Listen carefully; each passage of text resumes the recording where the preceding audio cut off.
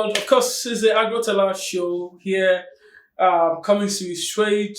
And today we're here at the headquarters of the Jubilee Agrotech Nigeria Limited. Of course, Jubilee is represented in over 25 countries in Africa, and even more branches are also popping up. Of course, but we're here in the Abuja office today, and of course, you know that this show is all about agriculture, telling you about every opportunity that exists in agriculture. And today again, we're here and back on this channel to tell you more about opportunities that exist in the industry. My name is Adadu Ote, and I'm here together with the one and only Mr. Engineer Dr. Marcus Zagi.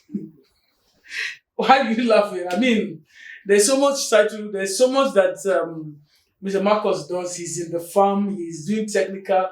I mean, look at his office. There's so much technical things going on. Good afternoon, good day, Mr. Marcus. Good afternoon. It's a lovely brand new year. I know that your team worked very hard last year, and this year is another year entirely. So how's it been? I mean, returning back to office this year? Well, returning back to office as usual, and we know that there has been a lot of challenges, and there will always be a lot of challenges, and we're always prepared to face new challenges as it comes. So we don't have to wait until when the challenges come. We have to be prepared before the challenges come. So far, so we were praying to have a fruitful year this year. And, also, we want to make sure that our farmers are happy this year. Fantastic. I mean, I like that kind of comment because farmers just want to be happy. Yeah, You want to make money. You want to make a lot of money. So it's all good. Yeah. So generally, I mean, some people will say, "Oh, this is January," but of course, I know that there's a lot that I see going on. Is January do not mean that people are not growing crops. What are the opportunities that are available at the moment in the crop segment of the market? Nigerian farmers, they always believe in farming is supposed to be done in the rainy season. We can equally go on dry season. We don't need to depend on rain. The water is there. If it doesn't come from the sky, it's there on the ground. So dig it and get a source of water. I mean, when I had a conversation with you earlier on the phone, you were telling me you were in the farm. Yes. So for other people who are not in the industry, they may think that you have to, nothing is happening right now in the crop farm, crop side of business. Yeah, I was in the farm, and currently very soon we'll be harvesting our maize, and we have fresh maize. You wonder how we get fresh maize in the dry season. Wow. We have fresh maize. I'd like to have a bite of it anyway. You will. Yes, You will. I'll have a bite. Yeah. So Is there no okra? You know my take on okra generally. We have okra as well. Oh, we have cabbage fantastic. as well. We have Awesome. Awesome. Watermelon as well. Fantastic. These ones are grown through the dry season, and unlike even the far north, that's where you see a lot of dry season activities happening. But here in Abuja, we also try to teach our farmers that don't rely on rain. You can also produce crops in the dry season. You don't need for water, and even the dry season farming, not like the way they used to do flood irrigation, where you see farmers taking a whole day trying to irrigate their farms. Yeah, with good agronomical practices. Now you have your drip irrigation. Once you install a drip irrigation, you can irrigate your farmland, even if it's 1 hectare, even if it's 1 acre, even if it's a plot. It will take you just 5 to 10 minutes, and you are done with irrigation. So you see, the effort you need to irrigate is less. Has been put in. So that's why I said I want to have this year. We'll make sure that we have happy farmers, not just for the money, but at least the work will be easier. And, to reduce the rate of druggery in youths who want to indulge in agriculture, who want to indulge in dry season farming. In all generally, what do you advise farmers to do at this stage, depending on what's the kind of crop? Can farmers still do watermelon? Can we still do cucumber? Which other crops can we harvest before the next wet season starts fully at the moment?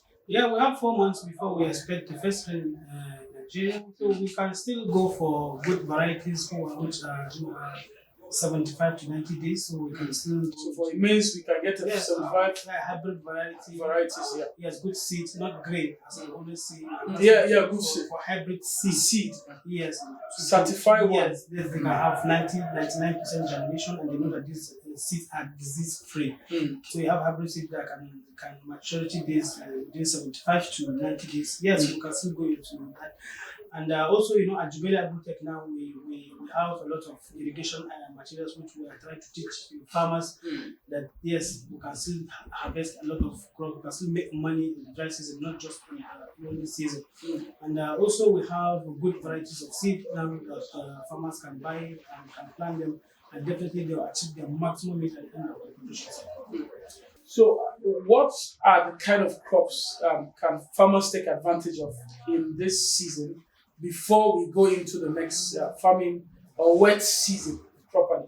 We always put the farmer first. We always want the farmer to have to achieve profit at the end of his production. So you see, we have we have the okra, we have the tomato, we have the pepper, we have the watermelon, we have the onion, we have virtually all the vegetables. And these are products that are predominantly will soon be scarce in the local markets. Exactly. Will become scarce and expensive. Like the okra you mentioned, there's virtually no fresh okra. Any fresh okra you see from I think November, largely they are dry season farming okra. Same with most of the vegetables that we have in town at the moment. They are all dry season crops that are harvested. So it means that farmers can actually make more money when this product is scarce in the market, isn't it? Yes, that's why we in the Jubilee we believe that Nigerian farmers are smart. And that is why we try to teach them, yes, we are smart, but there are smarter ways of farming. When you have to consider the time, you have to consider the output. So at now, as it is now, you hardly see fresh corn in the market, for example. So if you go into dry season farming, when you produce your maize, definitely you have maize when the fresh maize in the market is scarce, and now you determine the price. But if it's at the rainy season where everywhere you see maize, everybody is growing maize, you can determine the price. And the price, the more the quantity in the market, the lower the price. But the less the quantity, the higher the price. So the farmers can take advantage of the dry season and produce these crops that are very scarce, and they make a lot of money at the dry season before the rainy season comes. What would be your goodwill message to every farmer, especially Nigerian farmer, West African farmers, people who want to go into this business, who are hopeful that they can create wealth through the agri side of business? We see that farmers go through a lot in clearing or weeding their farms when they plant their crops, and you find out that there are grasses growing in, and they have to employ a lot of people to come and do the manual weeding, which they spend a lot of money, and after a week we see grasses coming on again. So virtually from vegetables to cereals to tuber crops, first of its kind, which is the tuber crops, we are the only company to have post-emergent selective. Tell me something. Some of the people watching may not understand this English. Tubers, like you mean for like yam now? We have some of those potato, chemicals yes, that are they are selective. They are selective on them. Wow. Are selective from the crops. Also now we have for cotton. And the Nigerian government is trying to revive the cotton industry. So now that's another $1 billion industry. We are prepared to partner with the government to supply all these post-emergent herbicides to farmers to ease the weeding procedures. And also, we have a lot of insecticides, new insecticide, trying to shift from old generation chemicals to the new generation chemicals. So for some of the crops that are being exported out of the country, and you see that they are rejecting some of our farm produce because of the high residual of those chemicals. So now we are using the European standard chemicals.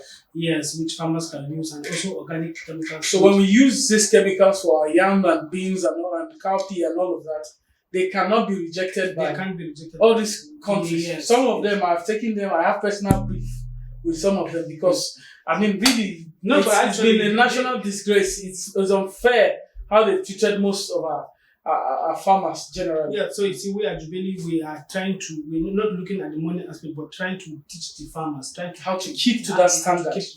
So that farmers can be happy, farmers can get profit at the end of their production cycle. At least we encourage young farmers to come in to know that there is benefit in farming. And sincerely speaking, for Nigeria to achieve its food security, definitely we have to look back into farming. We have to look back into farming. We can't continue buying food from imported food and all of that. Arable lands that are not cultivated. And we are still giving. The numbers are increasing every day. The numbers are increasing. Yeah, we are doing better. Yes. So at least.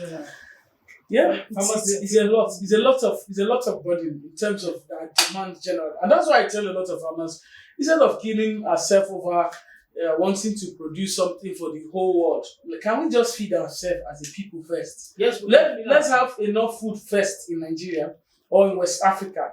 Then we cannot saying okay, let's do a lot of export activity. But it's all good depending on where the farmers are looking at taking advantage of the opportunity. Yeah.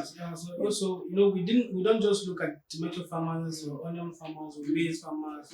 So look at all around all farmers. Initially, we were struggling with selective post tomatoes for ginger. Currently, it's now available. Yes, Fantastic. First of a also in Africa. So ginger farmers also spy. And I'm sure with time we'll let most of our audience know most of this ginger, most of this selective herbicide where they can get it. At least I'm very familiar with the locations where most of these gingers are raised. So, and I know they'll be happy to see it. Exactly. Because ginger is very difficult to actually weed it as a whole. Actually, it's very complex to weed ginger. So it's all good. I'm happy that it's a brand new year, and then we have a lot of things and opportunities to also share with farmers who are trying to take advantage and become billionaires in the industry. So, of course, this is where we end the show, of course. Well, I'd like to ask you if you have anything that goodwill message to farmers, to everyone listening to this podcast. There's billionaires in this country. Yeah, coming from the agricultural sector. From the agriculture industry. So I encourage all our youth, don't just look at it as a tedious work or as a poor man's work or as a villager's work or as look at it as a profit. A wealth-generating avenue. Yes, a profitable venture. Coming to it. So you heard that from the one and only Mr. Marcus Zagi of the Jubali Agrotech here from the capital, from the headquarters of the Jubali here in Abuja. And of course, telling you that if you are in listening to this podcast, you should do everything to get into the agricultural sector, because the next set of billionaires are not from any other industry, but they are coming from the agricultural sector. And I think if you are wise enough, you should take that advice. And of course, so here is where we got the cutting today. My name is Adadu Ote. Of course, I'm your host on the AgroTeller show. And of course, we do this again. Please feel free to like and share our podcast channel here. And then, of course, you know that this show, you can listen to your local listening in other radio channels in your local area. Just feel free to check up on our Facebook page to see where you can have a replay of this, or you can rewatch or watch this again on our YouTube channel. Thank you.